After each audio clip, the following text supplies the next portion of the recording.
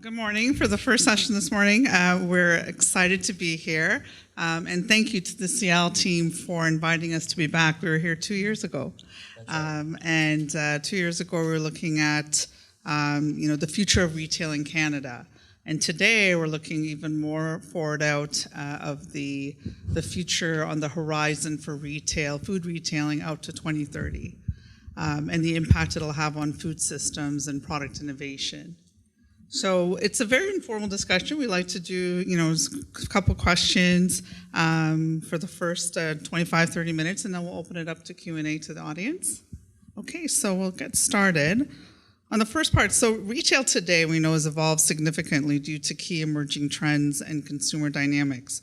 For instance, the increased access to technology such as AI, AR, mobile, robotics. You have smaller households in urban areas, concern about climate change and sustainability, regulatory impacts, and the evolving political climate and trade impacts. So Sylvain, what do you see as the most important factors that will impact the retail sector over the next 10 years, and how will this impact innovation and brand development? What I see right now is some sort of revolution around how we appreciate food, how we understand food, and how food helps us lead healthy lives. And what I mean by that is that the language around food is really changing. We for the longest time we were talking about proteins and fibers and things like that. Now we're talking about for the longest time we were talking about meat and dairy. Now we're talking about fibers and protein and vitamins, and I actually do expect that change to drive how people perceive food in general. That's one thing. The other phenomena which is really happening now, which is really going to continue, is this omni-channel effect going towards the money instead of just waiting for the money. It took forever for grocers to get there, instead of just increase footprint in stores. Now grocers are more aggressive. They're actually trying to figure out different ways to get to the consumer in the end, whether it's with delivery to homes, meal kits. We're starting to be meal kits. I actually do see more synergies happening between meal kits and groceries. A big theme last year at Cial was the grocerant, and I think it's only going to continue. We're seeing more.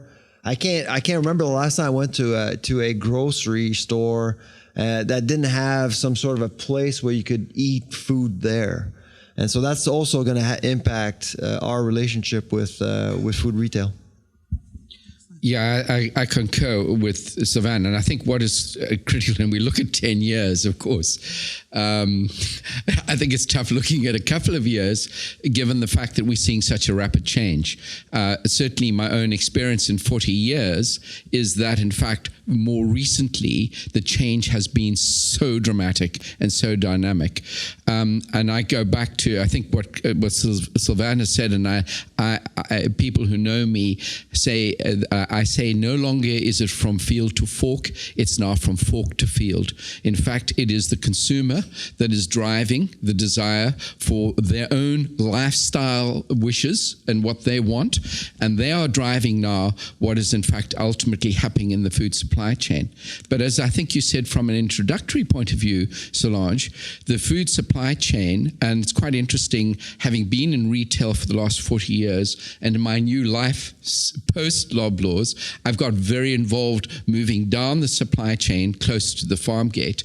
I don't think that the supply chain has been as difficult, as dynamic, as challenging as we have, as we've seen. And I think we currently, and I think the new norm is actually a very, very unsettled set of circumstances. Unsettled, whether it's the economic, the political economic climate we live in, and we see that you don't realize the difficulties that we're having getting produce into this country via the Mexican border, because the Americans are being very tough about things. We're seeing the dynamic change immensely around what is happening from a climate change point of view and what we're seeing from a weather point of view. So I think the new norm is we just have to actually be much more flexible and have the ability, as Sylvain has said, in terms of where the technology will allow us to go, but with consumers now actually dictating what we're actually going to do. Just to go back to your analogy, which I really love, the fork to feel analogy, what I'm seeing is that the fork is actually poking the field and the beast, which is the industry, more and more. Things are happening so fast. Look at plastics. I mean, 3 years ago, we barely talked about plastics. And now Tim Hortons is basically seeing its revenues go down as a result of its roll up the rim to win.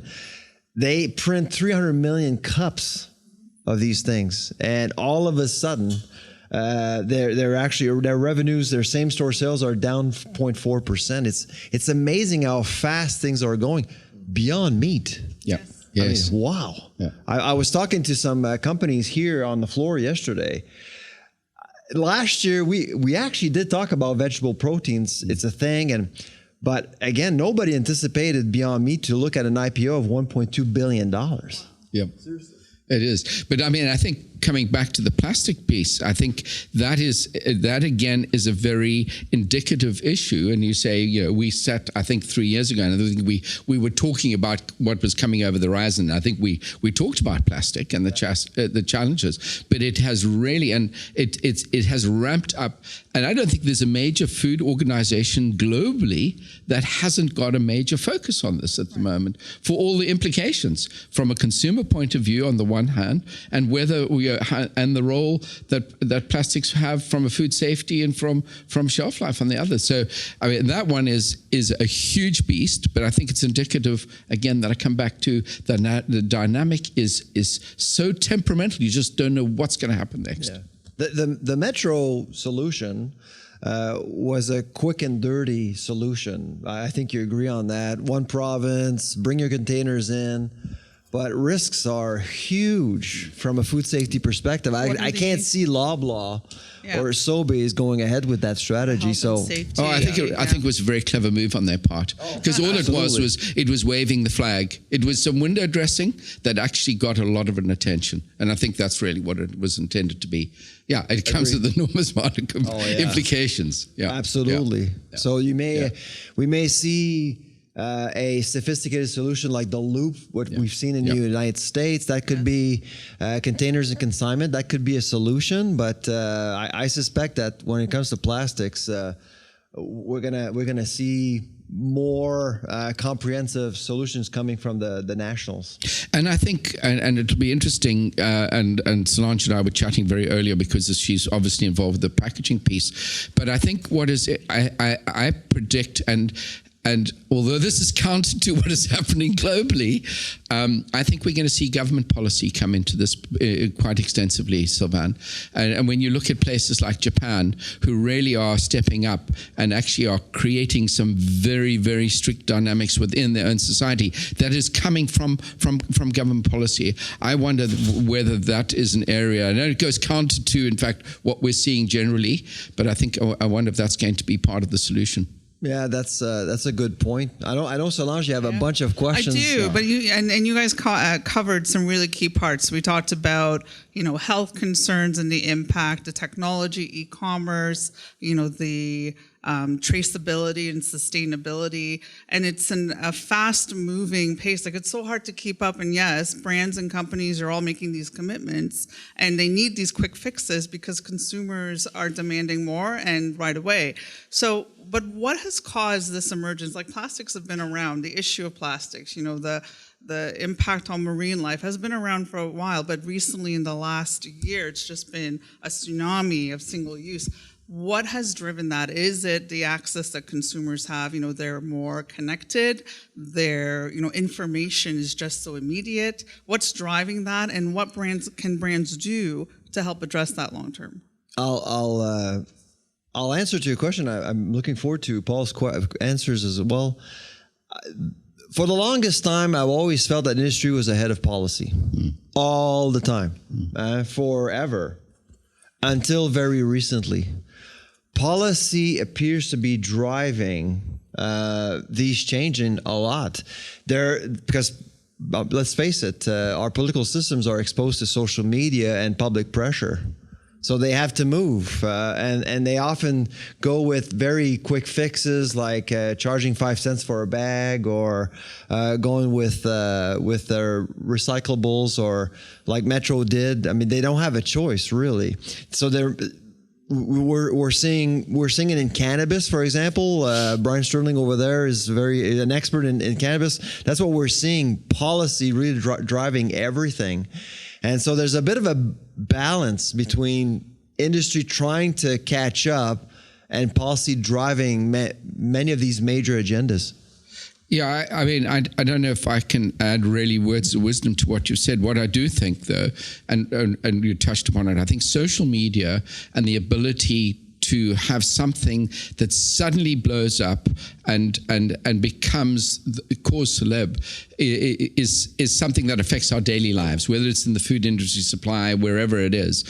And I think, we really only got attention. It was a dreadful situation of that Syrian situation when that little boy washed up on the beach and there was a photograph of him. The same thing has happened, that you've suddenly had social media. There was a picture of a turtle with a straw up its nose, or so. And social media has that ability to say something that's been brewing for a while. I mean, you used the word tsunami just now. Well, it was that Japanese tsunami, and the garbage and the trash that got washed into the Pacific, and it created. I mean, but it was one event, and we know that globally we're dealing with all this pollution. That suddenly people are talking, and I think the oceans are getting a lot of attention. Of course, that's something very close to my heart, is the whole area around the oceans. But I think we're getting a lot of attention on the oceans. But in fact, having comments that by 2050, where we were talking about the fact that we would be out of fish 10 years ago, we're now saying there'll be more plastic in the ocean than fish. So we're coming out with these predictions that are really, really horrific. And they play to the social media situation. And then suddenly you're dealing with something that really is a real challenge, because taking plastics out of the system, single use is one thing, but taking it through the system has enormous implications. What often holds industry back, of course, and you guys know this, is pricing. I mean, it boils down. So what I see more and more is that companies will see that the currency around environmental stewardship actually trumps food safety, or will be as important as food safety in Metro's case, or how much can you charge more? Because all of these things will cost more. And we've seen it with food safety. I mean, food safety became a cost. You don't make money by making your food safe. People expect it. Yeah. So with environmental stewardship, the question we're asking ourselves at Dalhousie right now is that what's the market currency right now around environmental stewardship? Are people willing to pay more for their food, because knowing that the company they're dealing with is environmentally responsible? And that's a very good question, Sylvain. And again, coming back to one of my latter roles at Loblaws is introducing sustainable seafood. Actually, the disappointment from my point of view. Well, let's say, first of all, the success was creating a business-to-business supply chain around sustainable seafood. But the disappointment was the consumer and their preparedness to pay a premium, to be engaged. And when you put two products together, even though the one said it was sustainably caught and there was a little logo of MSC or whatever on it, if there was a price of the product next to it that was cheaper by 10%, that's where the consumer, they might have said that that's what they wanted to do, but when the price came into effect, it actually ultimately... Now, I do think things are changing, and I think are they changing fast enough? And that might be the debate. I do think increasingly as we have environmental or various different factors that start to play increasingly on our psyche, I think that can help us nudge things forward. Excellent. So, we're talking about the technology and transparency. I'd like to open it up to, that creates a greater accountability that consumers are now holding brands to. We have the emergence of these blockchain technology. How important do you think blockchain will be, and how helpful will it be for brands to leverage that with their consumers and build up credibility for the long run? Why don't you start? I don't know what you think about blockchain. No, well, I certainly think that blockchain as a tool through the industry is we know it's there, it's already being implemented as it is, as it's being implemented in many different areas, and particularly around the financial piece.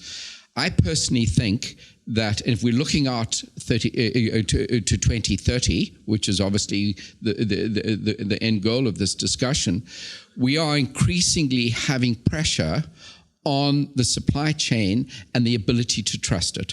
Whether it's the natural capital, whether it's sustainable seafood, whether it's palm oil, or whether it's cocoa or whatever we have where we are, we need to be able to ensure that it is getting into the system, that we can trust it.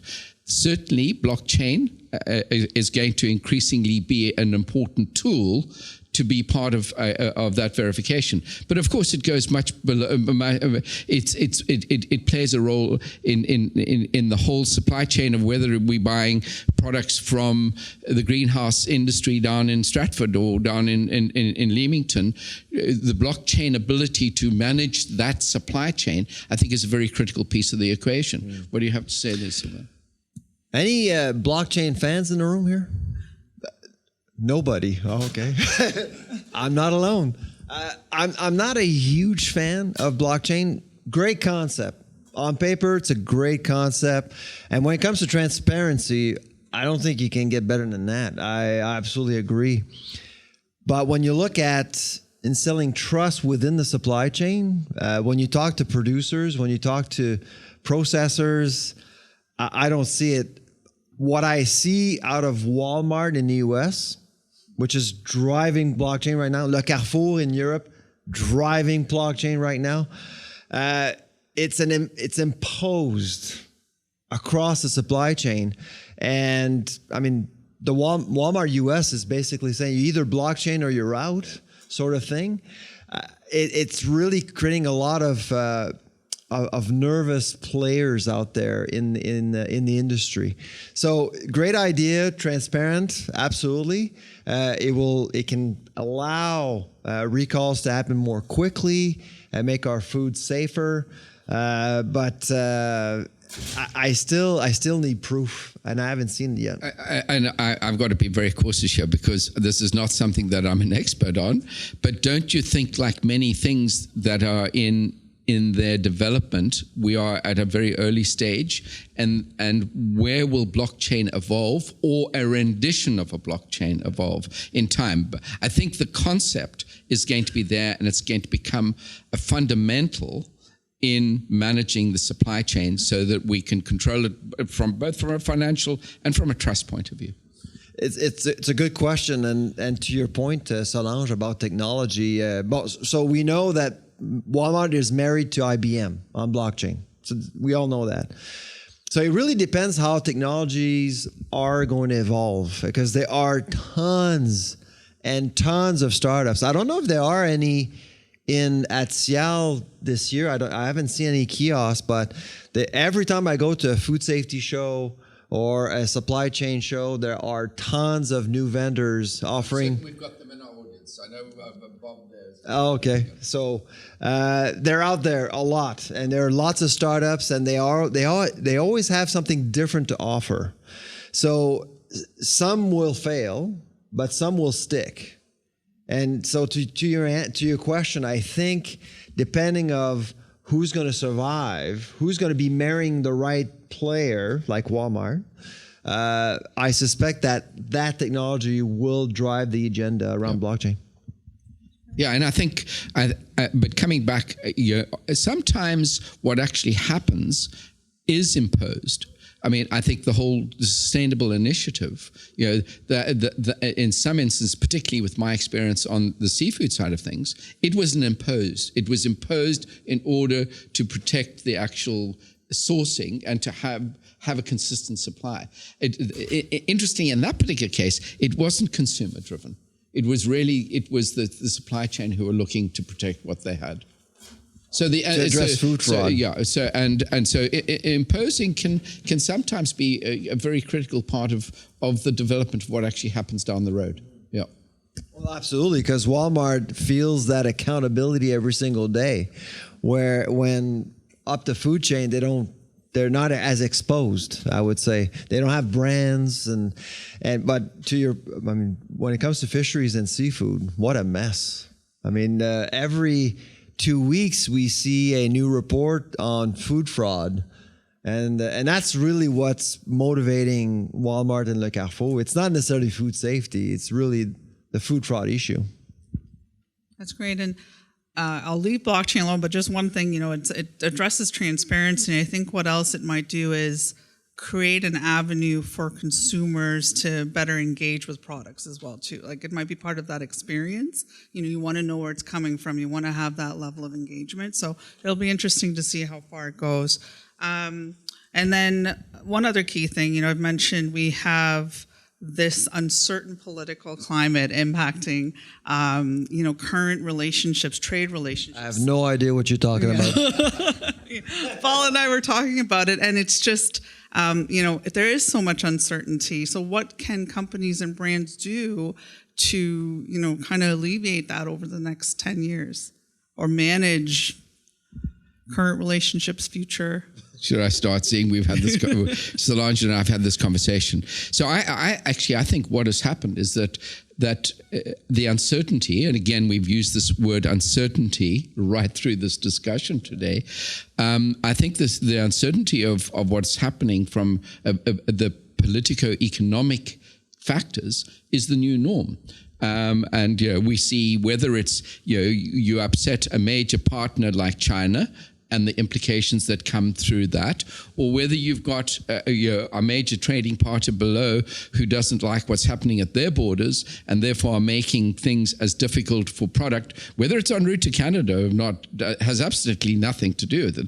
Don't be a produce buyer at the moment and think that you actually, what you're ordering today is going to be here tomorrow. I mean, that's just is no longer the fact. So I think that given where we are with a lot of the political dynamics that we're seeing globally, I think the economic uncertainties that are coming out of it are the new norm. I mean, let's face it, what's happening in the UK today and with the whole Brexit thing is really, I don't know how organizations in that environment really have a sense to plan what's happening tomorrow.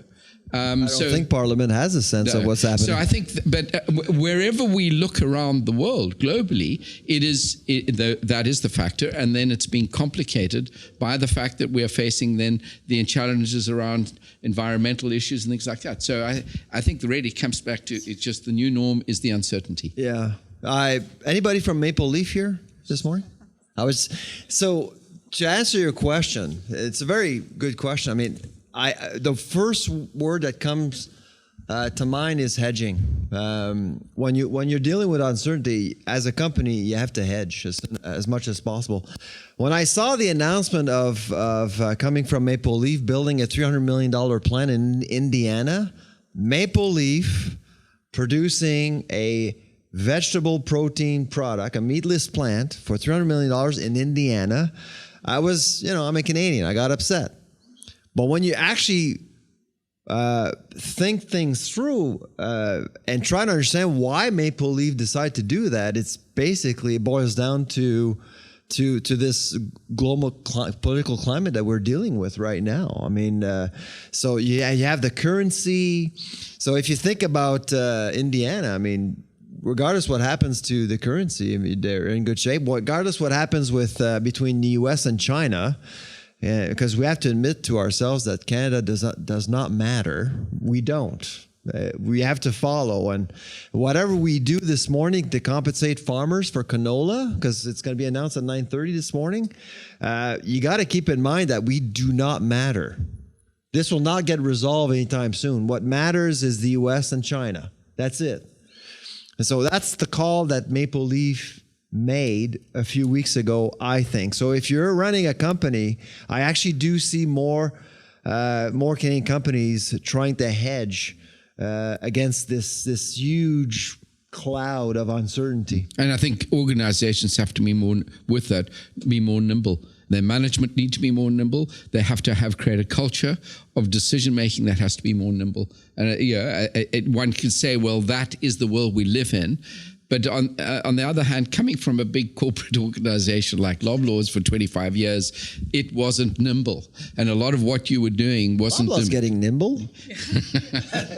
But I think that is the new... Again, that's how do you counter that? And I think that's a very key issue. Well, actually, going back to last year or 2 years ago, we did talk a lot about cost management. The focus was very much on costs, whether it's in processing or in distribution. Bring down those costs as much as possible. Food inflation is up now. So there's a little bit more space. There's more room for premium products and to actually increase those margins, which is different than, say, last year. We are expecting food prices to go up 2 to 3% this year, which is really going to be a big help. So Sylvain, Sylvain is the principal author of the price report that we have at the end of the year, and I'm glad to be part of that. Yes, and we predicted that the big area that would be hit would be produce, particularly fruit and vegetables, and that certainly has been. I don't think we saw the Mexican issue being a catalyst, but it's certainly what we predicted has happened. Yep. Great.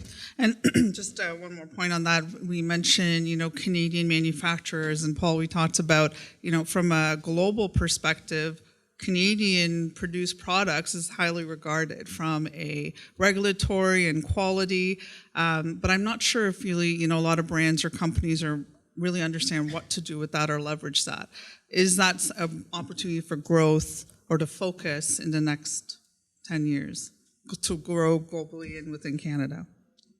I think that this whole question about Canada being a trusted brand is a very critical issue, and we're looking down, whether it's from a policy point of view or whatever.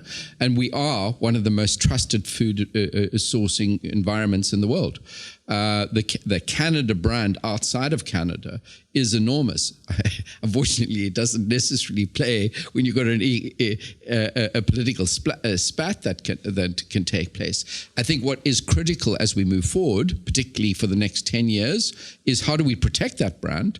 And that brand, of course, comes right from the farm gate. And I think that is where it, in fact, ultimately, we're at the commodity level, we are very highly regarded, and as you come through the process. And I think it's critical, whether it's at the retail level, of course, it's a different factor. At the manufacturing level, it's very critical. I mean, I think the Maple Leafs of the world and the Club Coffees of the world have an enormous reputation because they're Canadian organizations. What do you say, Sylvain? So I agree with everything you said, but I would add more.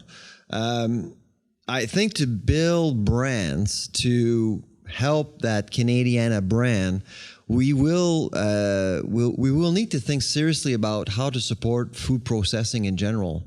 It's the forgotten child within the supply chain. We tend to forget that just in Canada, it is the largest manufacturing sector in the country. Food processing employs over 250,000 people. Yet, we've lost 22,000 jobs in the last 5 years. That's 12 jobs every day for 5 years. Okay. If you compare the number of new builds in Canada versus the US, this sector is really in trouble.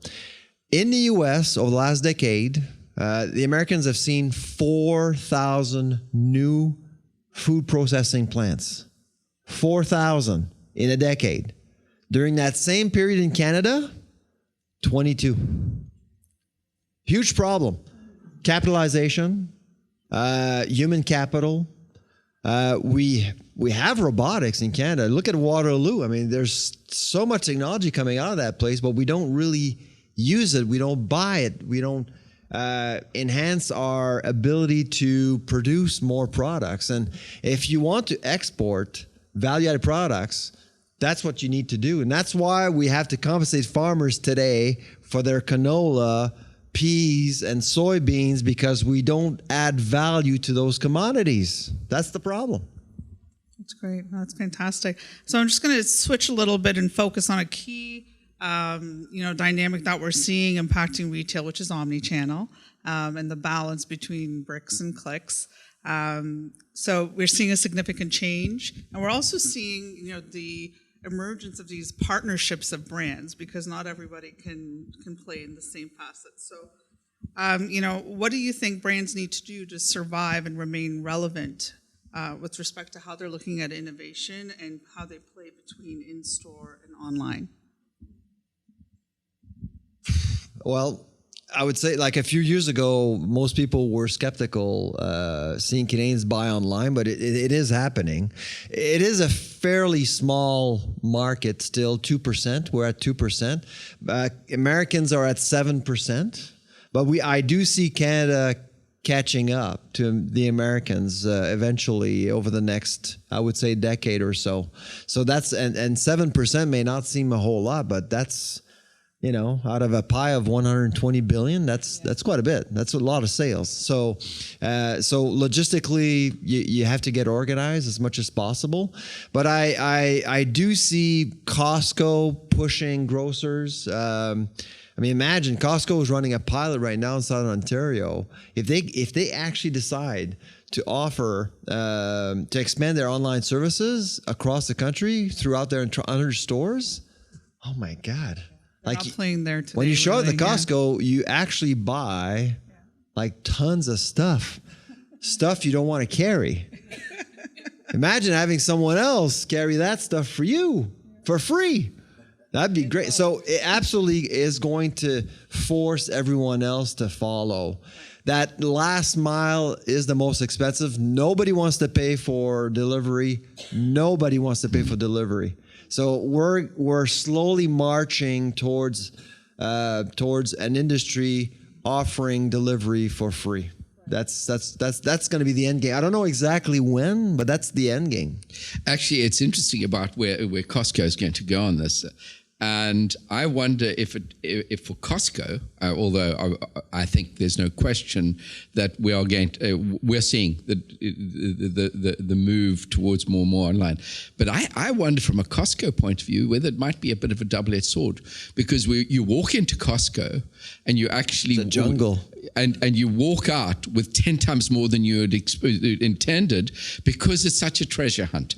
And to me, going back as a retailer, I loved the treasure hunt that was. And I wonder to what extent online, of course, you can click for whatever you want to, but is it going to be the same treasure hunt? So it's a different experience. But I think coming back to there's no question the development of this we're starting to see, we're seeing the aisles shrinking in the bricks. And of course, it's being counted to some degree around the fresh, which I think is very exciting in many ways. And stores are starting to get smaller and smaller. They are.